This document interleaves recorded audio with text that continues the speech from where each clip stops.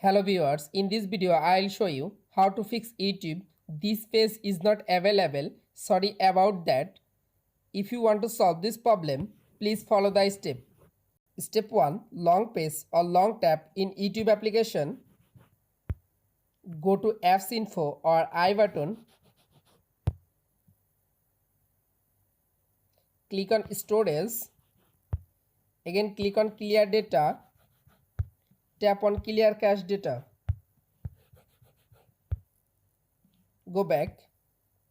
Step 2. Open Play Store or Apps Store. Go to search icon. Search YouTube application. Update your YouTube application latest version. Step 3. Open your phone setting.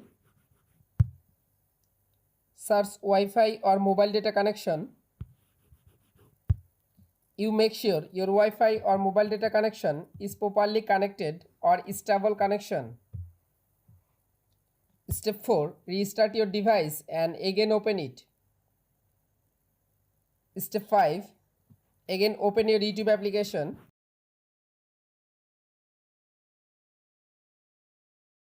You can follow all of the steps to fix YouTube. This page is not available right now. Problem solved.